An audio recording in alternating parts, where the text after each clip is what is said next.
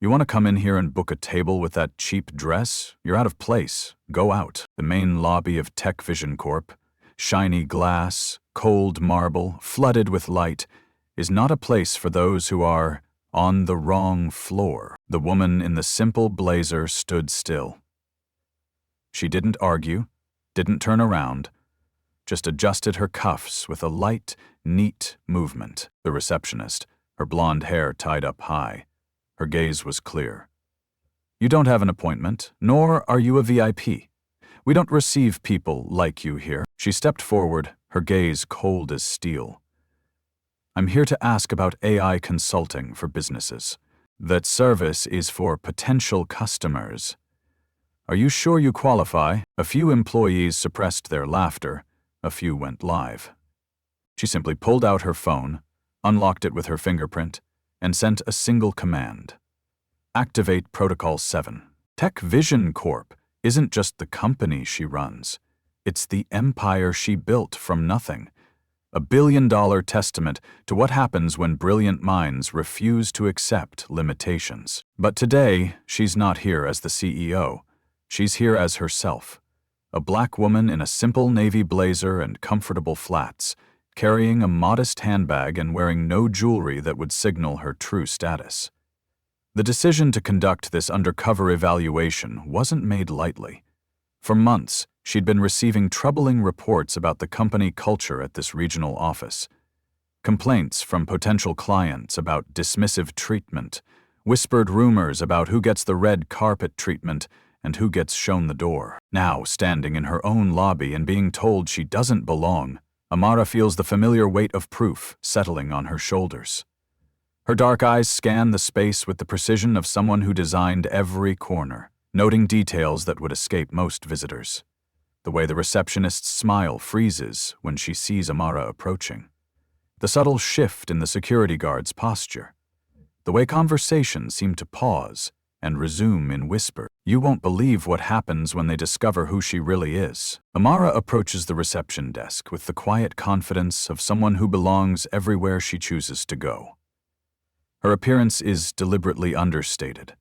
The kind of professional but unremarkable outfit that shouldn't draw attention in a corporate environment. She's chosen this look carefully, knowing that in America, a black woman's presence in spaces of power is often questioned before it's welcomed. Good morning, she says to the receptionist, her voice warm but professional. I'm here to inquire about your AI consulting services for small businesses. I called yesterday and was told I could speak with a sales manager. Sarah, the 28-year-old receptionist, looks up from her computer screen with barely concealed irritation. Her blonde hair is pulled back in a perfect bun, and her smile is the kind that never quite reaches her eyes. Do you have an appointment? She asks, her tone suggesting she already knows the answer. I was told I could come in for a consultation, Amara replies evenly. I'm considering a significant investment in AI integration for my company. Sarah's eyes sweep over Amara's modest appearance, taking in the off-the-rack blazer and the absence of luxury accessories. I see. Well, our consultation process usually requires pre-qualification. Are you the decision-maker for your company's technology purchases? The question hangs in the air like a challenge. Amara recognizes the subtle code, the kind of screening that happens when someone doesn't fit the expected profile of a high-value client. She nods calmly. I am. Please have a seat over there. Sarah gestures toward a cluster of chairs in the corner, not the comfortable leather seating area near the windows where other visitors wait, but a section with older furniture that looks like it was relegated from a previous office renovation. Someone will be with you shortly. As Amara settles into the indicated chair, she watches the carefully orchestrated dance of discrimination play out around her. A white man in an expensive suit enters 5 minutes later, approaches the same desk and is immediately greeted with enthusiasm. Mr. Davidson, right on time. Let me get Jennifer for you. She's been looking forward to this meeting. The man is escorted to a private conference room within minutes. Amara notes the time on her phone, 9:47 a.m. She continues waiting as the morning progresses, watching as 3 more visitors, all white, all dressed in business attire that costs more than her deliberately modest outfit, are greeted and whisked away to meetings. At 10:15, Sarah approaches with a clipboard and a condescending smile. "I'm going to need you to fill out this financial pre-qualification form. We've had issues with people wasting our consultants' time when they can't actually afford our services." Amara accepts the clipboard, scanning the invasive questions about personal income, business revenue, and credit history. She's never seen such a form in any of her other business dealings. "Is this standard procedure for all potential clients?" "For walk-ins without appointments, yes," Sarah replies, though her eyes dart away as she speaks. "It's company policy." From across the lobby, Marcus, the security guard who initially challenged her presence, watches the interaction with growing discomfort. He's worked in this building for 3 years, and he's never seen anyone ask to complete financial pre-qualification before meeting with sales staff. The realization that he's witnessing something wrong wars with his need to keep his job. He's a single father with a mortgage, and TechVision Corp pays better than any other security position he's held. Amara returns the clipboard without filling it out. "I'd prefer to discuss my needs directly with a sales manager. If that's not possible, I can take my business elsewhere." Sarah's smile becomes sharper. "I'm sure you can find something more suitable to your budget. Perhaps one of the smaller firms downtown would be a better fit." The comment lands exactly as it was intended, a not-so-subtle suggestion that Amara should know her place and seek services more appropriate to her perceived economic status. But Amara simply nods and settles back into her chair. "I'll wait for a manager, thank you." As the morning stretches on, Amara observes the subtle patterns of bias that permeate the office culture. She watches conversations pause when she approaches the water cooler, notes how cleaning staff, mostly people of color, avoid making eye contact with her, as if her presence might somehow implicate them in whatever disruption she represents. The irony isn't lost on her. 3 years ago, she stood in this same lobby during the building's grand opening, delivering a speech about TechVision's commitment to serving businesses of all sizes and backgrounds. She remembers the applause, the champagne toasts, the promise that this space would represent the future of inclusive technology consulting. Now, sitting in the discount furniture section of her own lobby, Amara realizes how far reality has drifted from that vision. At 11:30, David Chen finally emerges from the elevator bank. As the sales manager for the commercial division, he carries himself with the confident swagger of someone who believes his time is inherently more valuable than that of the people who wait for him. His expensive watch catches the light as he approaches Amara's corner, and his expression suggests he's already decided this meeting is an inconvenience. "Miss," he begins, not bothering to extend his hand or invite her to a more comfortable setting. "Johnson," Amara replies, standing to meet him. "Amara Johnson." David's eyes perform the same assessment that Sarah's did earlier, cataloging her appearance and finding it wanting. "Right. Sarah mentioned you're interested in AI consulting. Are you sure you understand what we do here? Our solutions are primarily designed for enterprise-level implementations." The condescension in his voice is unmistakable.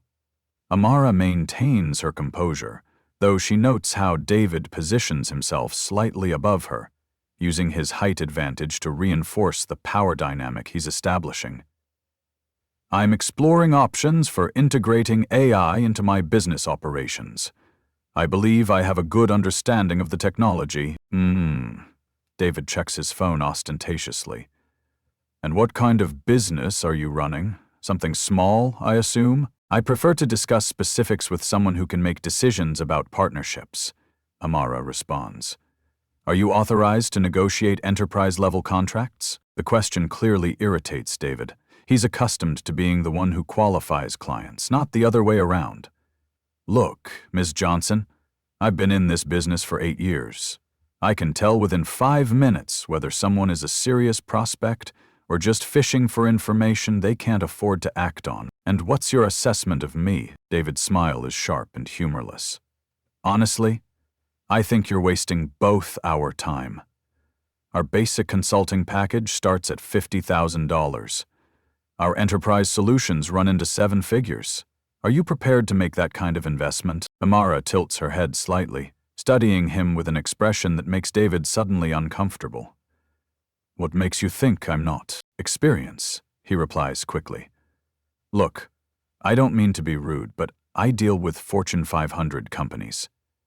CEOs of major corporations, people who… He pauses, seeming to recognize that he's about to cross a line, then decides to cross it anyway.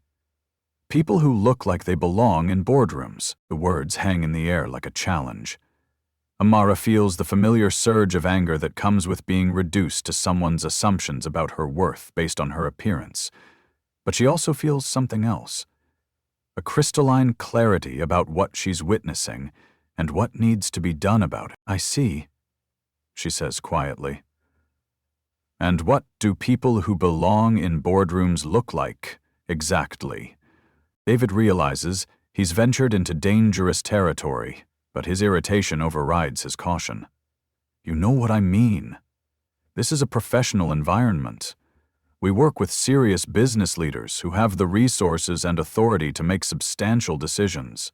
And you've determined that I'm not such a person. I'm trying to save us both time here, David says, his voice rising slightly. Maybe you should start with one of the smaller consulting firms, something more appropriate for your needs. As their conversation continues, other employees begin to take notice. A few pause in their conversations to watch the exchange, and Amara is acutely aware that she's becoming a spectacle. Some faces show curiosity, others display the kind of second-hand embarrassment that comes from witnessing someone being publicly dismissed. David pulls out his phone and makes a call without excusing himself. Yeah, I'm dealing with a situation here. Someone who doesn't seem to understand our client profile. He speaks loudly enough for Amara to hear every word.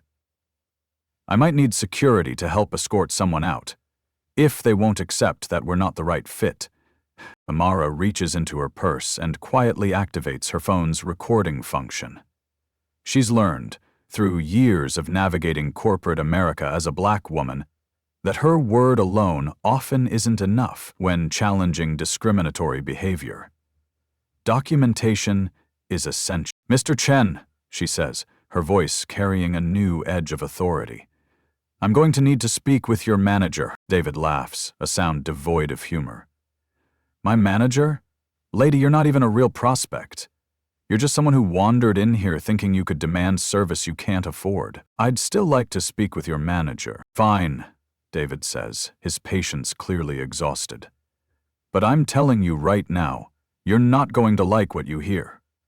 We have standards here. As David storms off to find his supervisor, Amara remains standing in the middle of the lobby, very aware that she's become the center of attention. She checks her phone discreetly, noting that she's captured the last 10 minutes of conversation. More importantly, she's beginning to understand the scope of the problem she's uncovered. This isn't just about one rude employee or a single incident of poor customer service.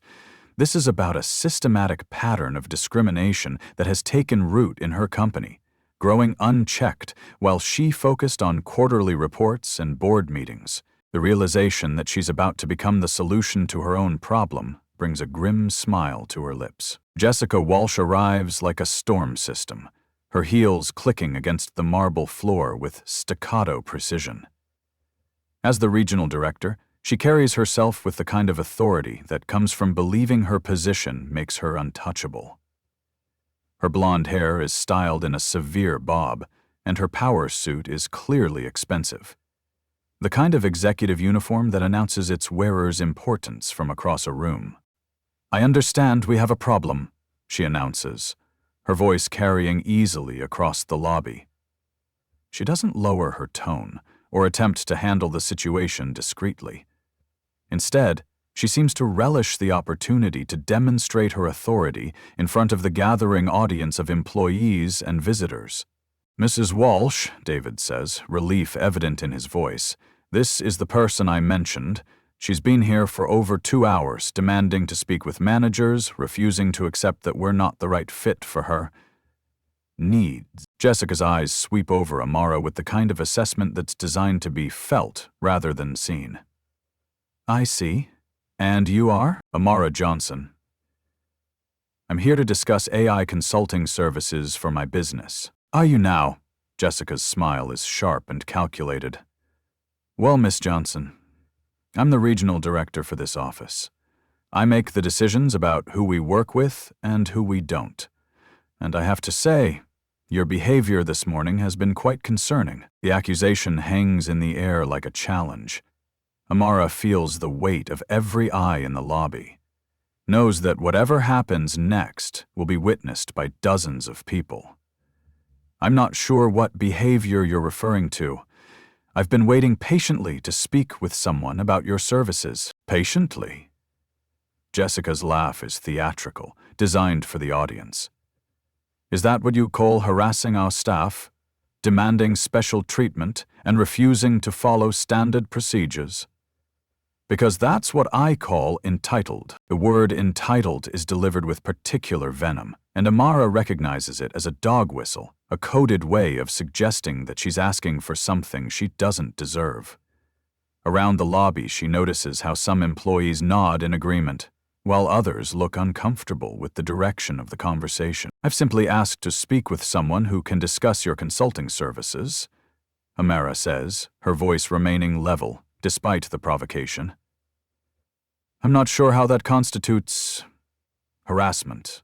"Oh, I think you know exactly what you're doing," Jessica replies, pulling out her phone. "In fact, I think our audience should know too." She opens a social media app and begins recording. "This is Jessica Walsh, Regional Director at TechVision Corp. I'm dealing with a situation right now where someone has come into our office, disrupted our operations, and is now demanding special treatment because they think they're entitled to it." The live stream is a calculated escalation, designed to humiliate and control. Jessica continues her narrative while recording, painting Amara as an unreasonable troublemaker who's disrupting a professional environment. This is exactly the kind of behavior that makes it impossible for businesses to maintain standards. Some people think they can just walk in anywhere and demand service, regardless of whether they're qualified or appropriate customers. Amara watches the viewer count on Jessica's phone climb as the video gains traction. Comments begin appearing in real time, and she can see that Jessica's narrative is finding an audience. The social media component adds a new dimension to the humiliation. This isn't just about being dismissed from an office. It's about being branded as a troublemaker for public consumption. "Ms. Walsh," Amara says, her voice cutting through Jessica's monologue, "I'm going to need you to stop recording and have a professional conversation with me." "Professional?" Jessica turns the camera toward Amara. "Is it professional to waste our time when you clearly can't afford our services? Is it professional to demand special treatment because you think the rules don't apply to you?" The livestream audience seems to approve of Jessica's performance. Comments flood in supporting her stance, praising her for standing up to entitled customers and maintaining professional standards. The real-time validation clearly energizes Jessica, who becomes increasingly aggressive in her rhetoric. "I'm calling security," Jessica announces, still recording. "We don't tolerate people like you disrupting our business environment. This is a place of work, not a welfare office." The comment about a welfare office is the final straw, a barely coded racial slur that reveals the true nature of Jessica's hostility.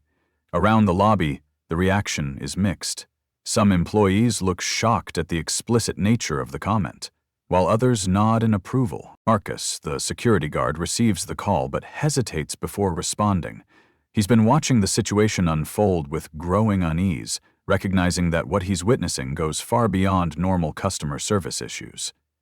His hand hovers over his radio as he weighs his options, follow orders and escalate the situation, or find a way to de-escalate what's clearly becoming a discriminatory incident. Amara pulls out her own phone and quietly sends a text message.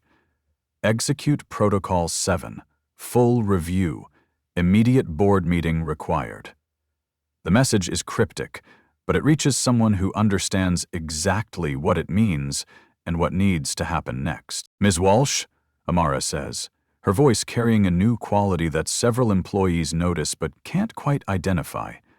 I think you're going to want to end that live stream and have a private conversation with me. Jessica's laugh is harsh and dismissive. A private conversation? With you? I think we're done here. Security will escort you out.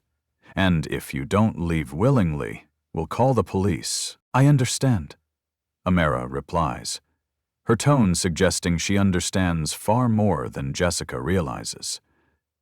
I'll make sure the right people know about this experience. The right people? Jessica's smile is mocking. And who exactly are the right people? Your lawyer? Your civil rights organization? Go ahead and call whoever you want. We have this entire interaction recorded. Everyone can see exactly what kind of person you are. But as Jessica continues her performance for the camera, several things are happening that she doesn't notice. Marcus has quietly activated the building's incident recording system, ensuring that multiple camera angles are capturing the entire exchange. Lisa Martinez, a junior developer who's been watching from the elevators, has started her own recording from a different angle, and Rosa, one of the cleaning staff, has recognized something in Amara's demeanor that makes her think this situation is about to change dramatically. The pieces are falling into place for a revelation that will transform everyone's understanding of what they're witnessing.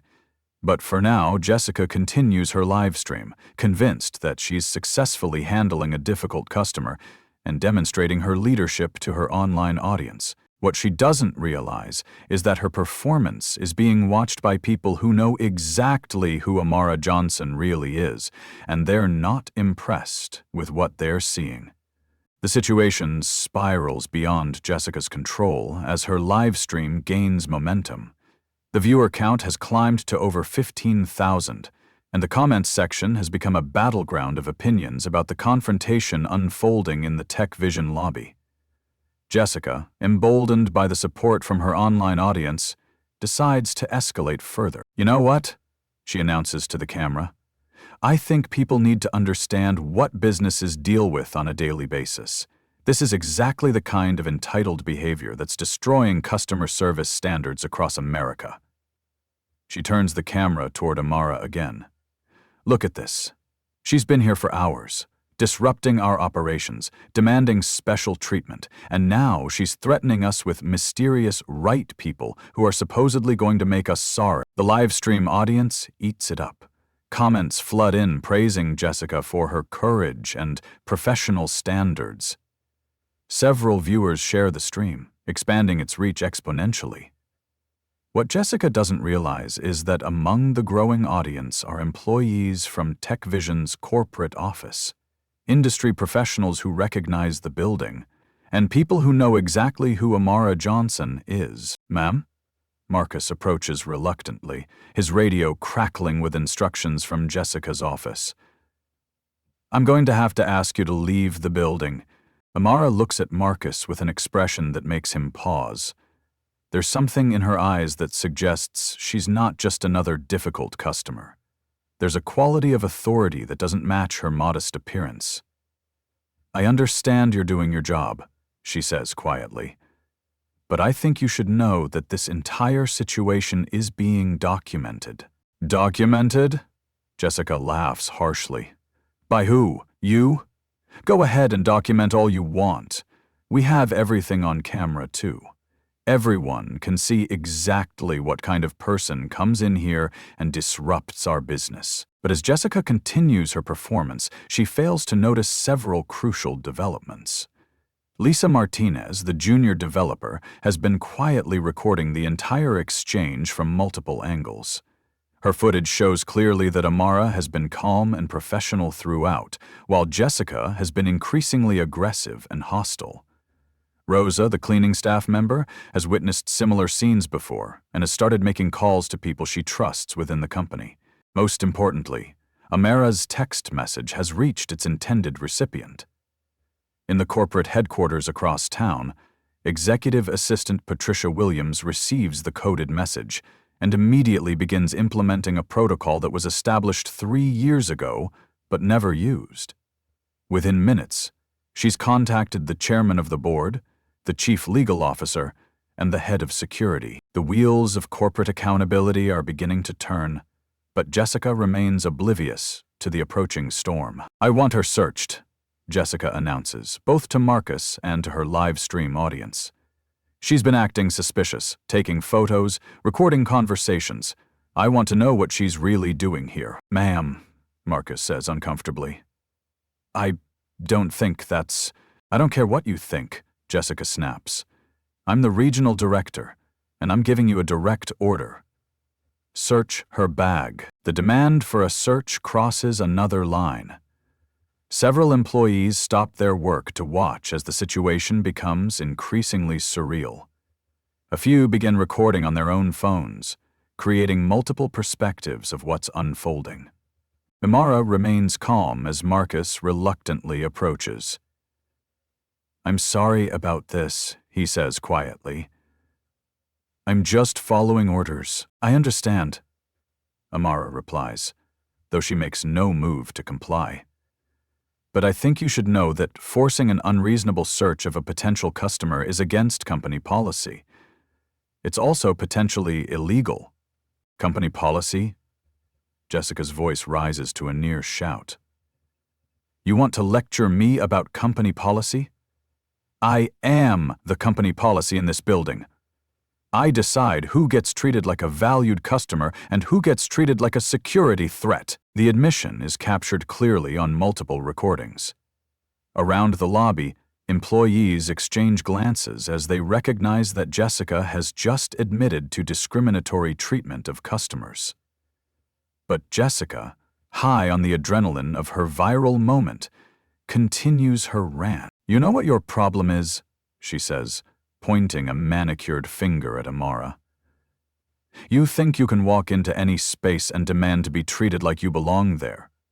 While some spaces require more than just showing up, some spaces require actual qualifications, actual resources, actual respect for the people who work there." The speech is a masterclass in coded language, but its meaning is clear to everyone present.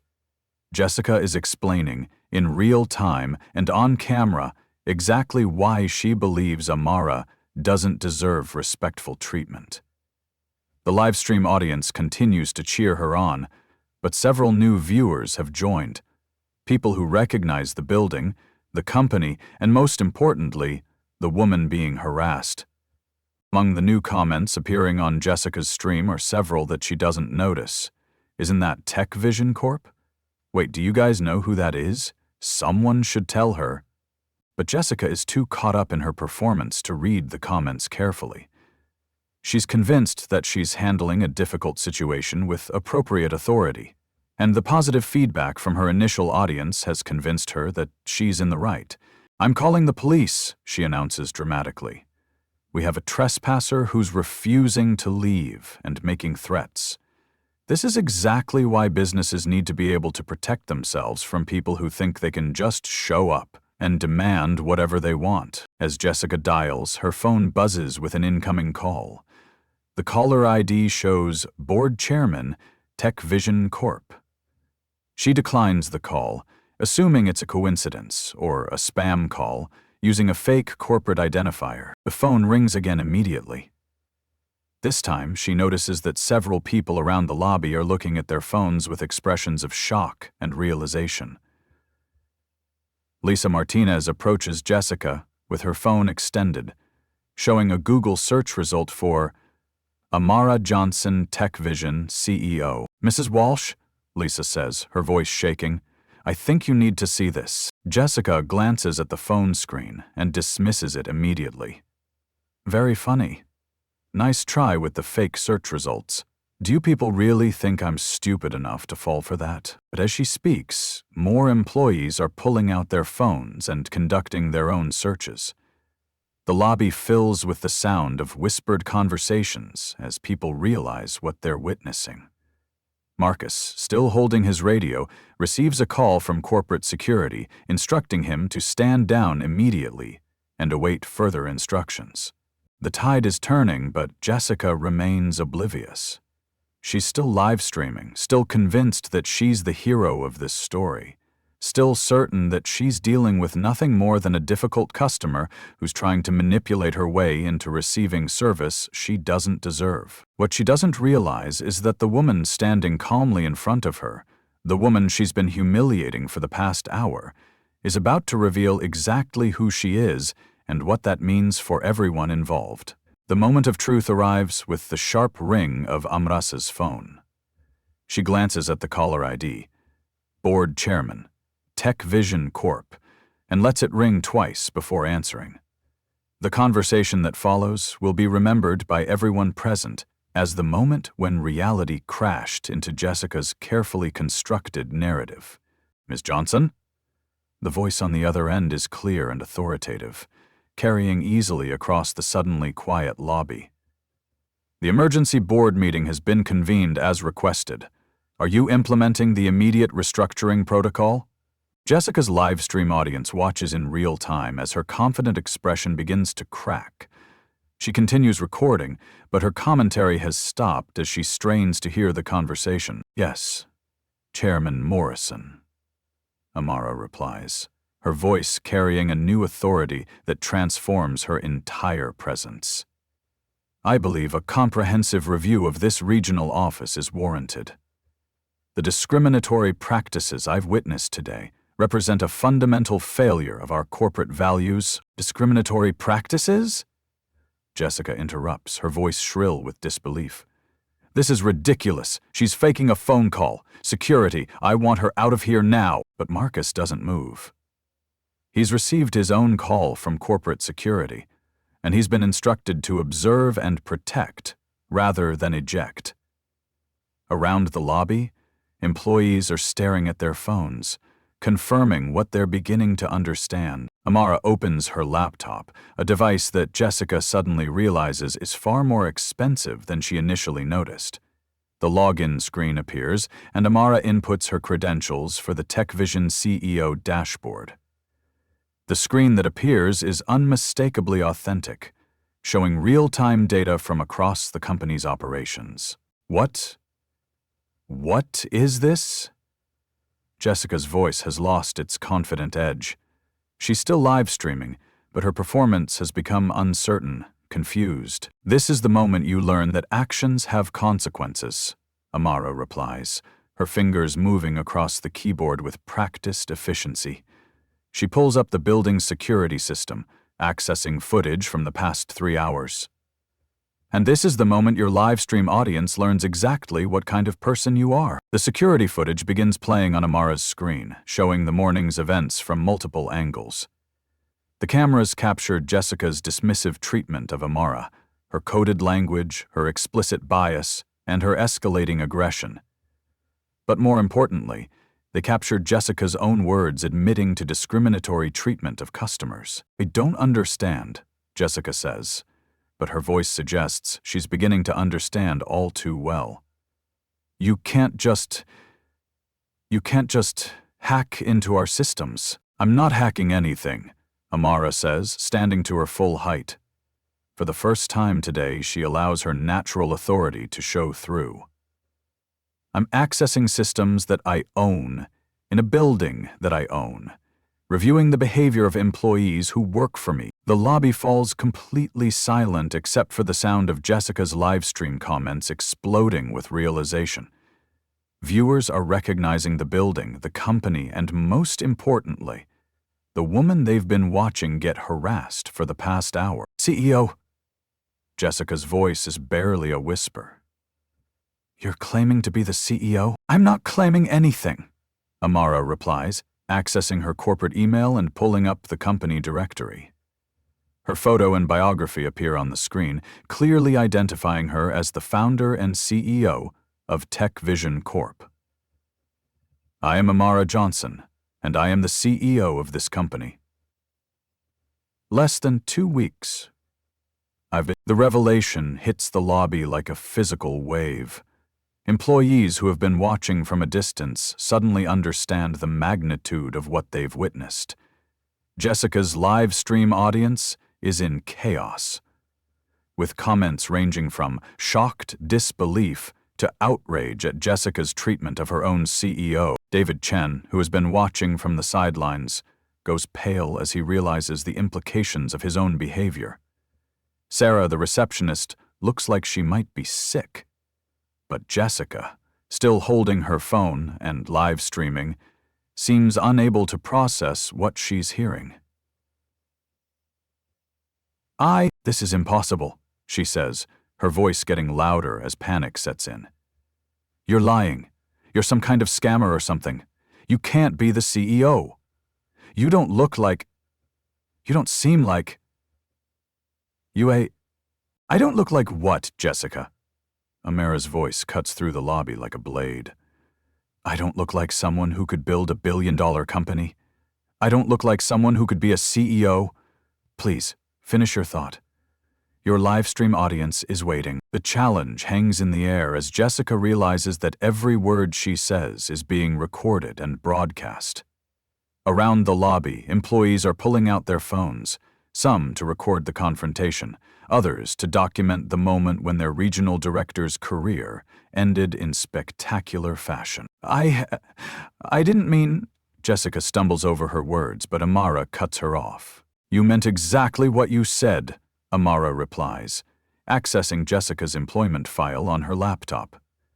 And now, you're going to face the consequences of your actions. With a few keystrokes, Amara deactivates Jessica's access cards, freezes her corporate accounts, and initiates termination procedures. The system announcement that follows is heard throughout the building. Attention all staff! CEO Amara Johnson is conducting a comprehensive review of regional operations. All department heads report to the main conference room immediately. The announcement confirms what everyone in the lobby now knows to be true. Jessica's live stream audience watches in real time as the woman they've been cheering for the past hour is revealed to be a middle manager who just destroyed her career by harassing her own CEO. You're fired, Jessica, Amara says simply. Effective immediately. Security will escort you from the building, and you'll be hearing from our legal department about the discriminatory practices you've just admitted to on camera. Jessica's phone slips from her hands, ending the live stream just as the viewer count reaches its peak. The sound of it hitting the marble floor echoes through the lobby like a gavel falling. The reckoning has begun. The aftermath unfolds with the swift efficiency of corporate justice. Within minutes of Jessica's termination, security personnel arrive from the corporate office not to escort Amara out, but to ensure that Jessica's departure is handled professionally and completely. The woman who had been live streaming her authority just minutes before now faces the reality of being escorted from a building she can never enter again. Mrs. Walsh, the head of corporate security addresses her formally. I'll need your building access card, corporate credit card, and any company devices. Jessica's hands shake as she fumbles through her purse, the magnitude of her situation finally sinking in. The live stream she thought would showcase her leadership has instead documented her discriminatory behavior for thousands of viewers. Screenshots and recordings are already circulating on social media, tagged with her name and the company's branding. This isn't over, she says, her voice lacking the conviction she displayed earlier. I have rights. I have a contract. You had a contract, Amara corrects, not looking up from her laptop, where she's reviewing the termination documentation. That contract included specific clauses about discriminatory behavior and damage to the company's reputation. You violated both. The legal implications extend far beyond simple termination. Jessica's live stream has created a permanent record of her admitting to discriminatory practices, using coded language to justify biased treatment of customers, and explicitly stating that she decides who deserves respectful service based on her personal judgments about their worthiness. David Chen approaches hesitantly, clearly hoping to distance himself from Jessica's fate. "Ms. Johnson," he begins, his voice carefully respectful, "I want to apologize for any misunderstanding earlier. I was just trying to—" "You were trying to do exactly what you did," Amara interrupts. "You made assumptions about my worth as a customer based on my appearance. You subjected me to financial screening that you don't apply to other potential clients, and you wasted my time because you decided I wasn't worth your professional attention." David's face flushes as he realizes that his own job is in jeopardy. "I was following standard procedures." "No, you weren't," Amara replies, pulling up the company's actual customer service protocols on her screen. "Our standard procedures require that all potential clients receive respectful treatment, regardless of their appearance or perceived economic status. You invented special procedures for me because you decided I didn't deserve the same service you provide to other customers." The public nature of David's discipline serves as a lesson for the entire office. While he's not terminated like Jessica, his suspension and mandatory sensitivity training send a clear message about the consequences of discriminatory behavior. His reputation within the company and the industry is permanently damaged by his association with the viral incident. Sarah, the receptionist, faces similar consequences. Her role in the initial discrimination, from the dismissive treatment to the fabricated financial pre-qualification forms, has been documented and will follow her throughout her career. The professional references she'll need for future employment will reflect her participation in discriminatory practices. But the consequences extend beyond immediate terminations and suspensions. The incident has exposed systematic problems within the regional office that require comprehensive reform. Amara announces the appointment of a new regional director, promoted from within the company's diversity and inclusion department, and the implementation of mandatory training programs for all staff. The viral nature of Jessica's live stream has created its own form of justice.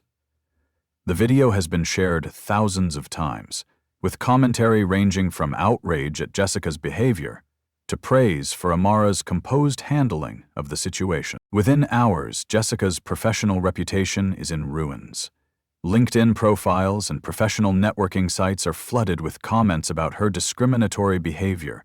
The hashtag #JessicaWallsDiscrimination begins trending, with the video being shared across multiple platforms as an example of workplace bias in action. Jessica's attempts to control the narrative fail spectacularly. Her efforts to delete the original livestream are futile. Dozens of viewers have already saved and reshared the footage. News outlets pick up the story, with headlines like "Regional Director Fires Herself Live on Social Media" and "CEO Experiences Discrimination at Her Own Company." The professional consequences are immediate and severe.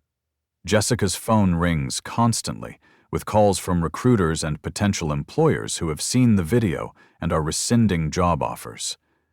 Her industry reputation is irreparably damaged, and she discovers that several professional organizations are reviewing her membership status. David Chen faces his own professional reckoning. While not terminated, his suspension becomes public knowledge within the industry. His LinkedIn profile is flooded with comments about his behavior, and several professional contacts distance themselves from association with him. The sales targets he had been pursuing hear about the incident and cancel scheduled meetings. Sarah discovers that her role in the discrimination has been documented and shared among HR professionals in the region. Her participation in creating fake policies and subjecting customers to discriminatory screening makes her effectively unemployable in customer service roles. But the consequences extend beyond individual careers. The incident has sparked industry-wide conversations about hidden bias in corporate settings. Other companies are reviewing their own customer service practices.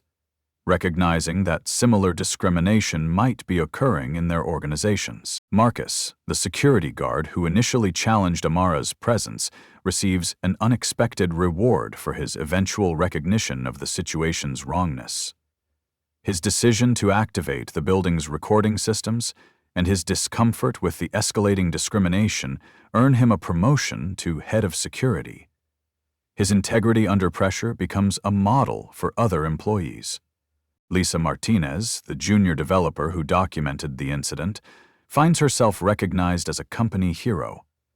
Her decision to record the discrimination and research Amara's identity demonstrates the kind of ethical behavior that TechVision wants to encourage. She receives a promotion and becomes part of the company's new Diversity Oversight Committee. The financial impact on TechVision is surprisingly positive. The company's stock price actually increases as investors recognize that the firm has leadership willing to confront discrimination decisively. Several major clients publicly praise the company's handling of the situation, and new business inquiries increase as the video demonstrates the company's commitment to its stated values. The incident becomes a case study in business schools and corporate training programs. Jessica's livestream is used as an example of how unconscious bias can manifest in professional settings and how social media can amplify the consequences of discriminatory behavior. 1 week after the incident, Amara stands before the entire company in a virtual meeting that connects all regional offices. Her presence on screen is calm and authoritative, but her message carries the weight of recent experience.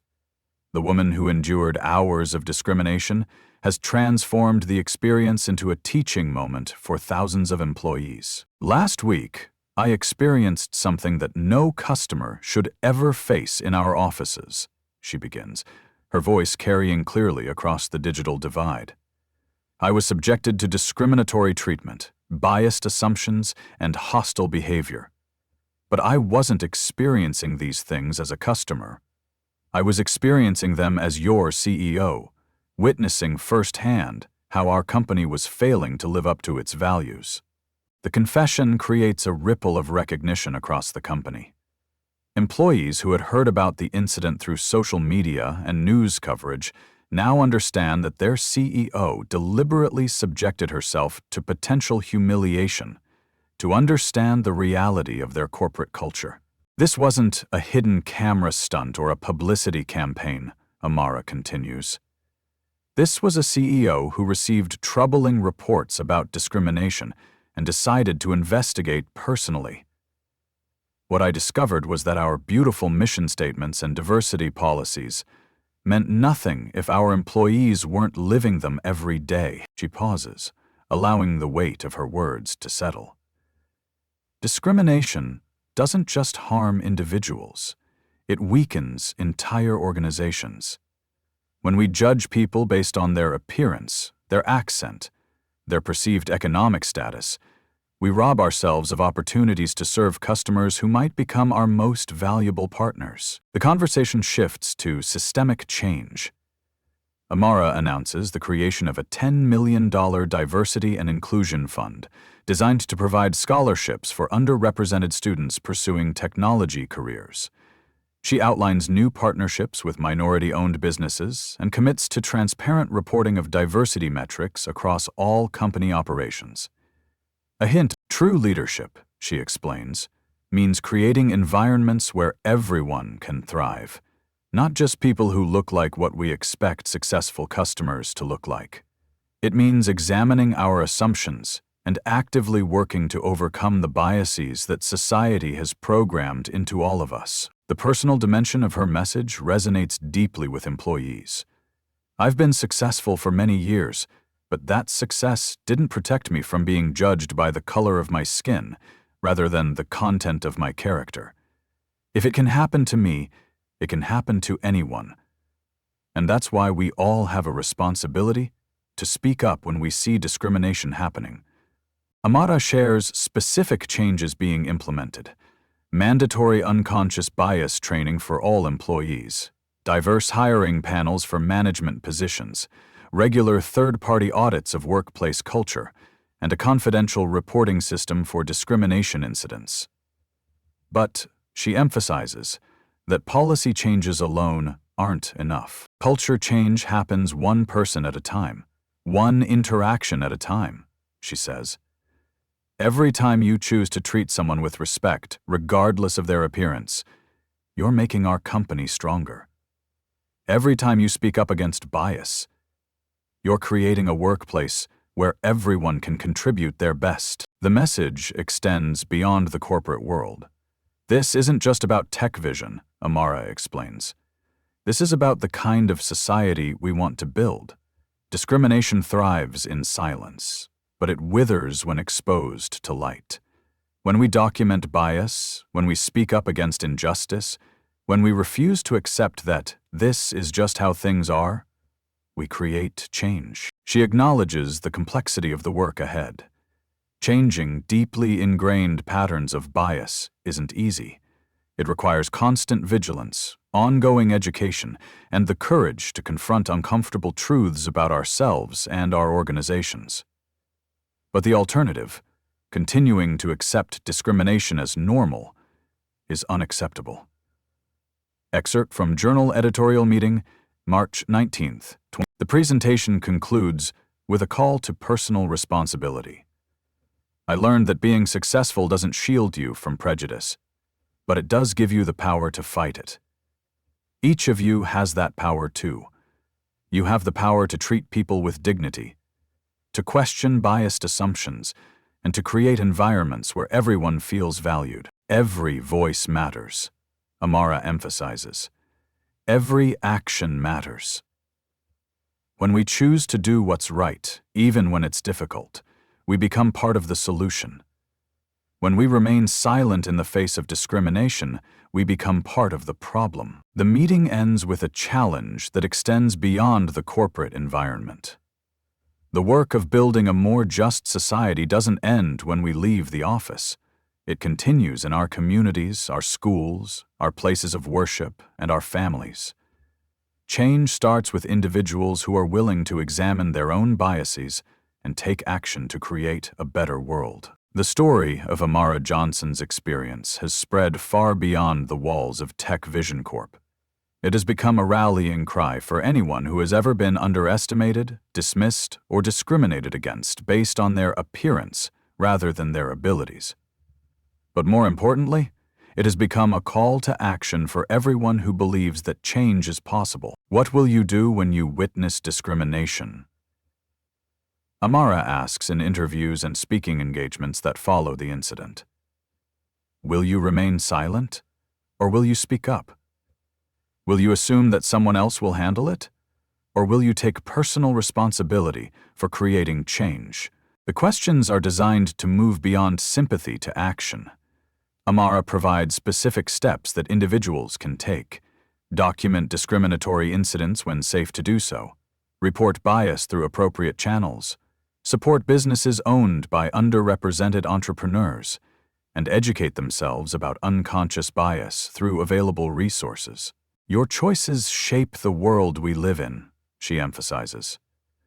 Every time you choose to treat someone with respect, regardless of their appearance, you're building a more just society. Every time you speak up against discrimination, you're using your voice to create change. The social media response to her story has been overwhelmingly positive, with thousands of people sharing their own experiences of discrimination and their commitment to creating change. The hashtag #RespectUnderAttention has become a movement, with people sharing stories of times they spoke up against bias and times they wish they had. But Amara's message also carries a warning wrapped in humor. Remember, she says with a slight smile, never judge anyone based on their appearance. The person sitting next to you in the waiting room might be the CEO of the company you're trying to get a job with. The woman in the simple dress might be the venture capitalist you're hoping will fund your startup. The man in the worn suit might be the judge who will decide your case. The advice is both practical and profound. In a world where first impressions often determine opportunities, Amara's experience serves as a reminder that appearances can be deceiving and that respectful treatment shouldn't depend on someone's perceived status or wealth. Respect isn't about titles or wealth, she concludes. It's about recognizing the humanity in every person you encounter. It's about understanding that everyone deserves to be treated with dignity, regardless of what they look like or where they come from. The final message is both inspirational and actionable. Be the change you want to see in the world. Stand up for what's right, even when it's difficult. Use your voice to amplify the voices of those who are being silenced. And remember, sometimes the most powerful thing you can do is simply treat another human being with respect. As Amara's story continues to spread, it serves as both inspiration and instruction. It demonstrates that change is possible when people are willing to confront uncomfortable truths and take action to create a more just world. It shows that discrimination thrives in silence, but withers when exposed to light. Subscribe to stay informed about stories of justice and empowerment, Amara encourages her growing audience. Because sometimes karma arrives faster than you think, and change happens when ordinary people choose to do extraordinary things. The story of the CEO who was discriminated against at her own company has become more than viral content. It has become a movement. And that movement continues to grow, one person at a time, one choice at a time.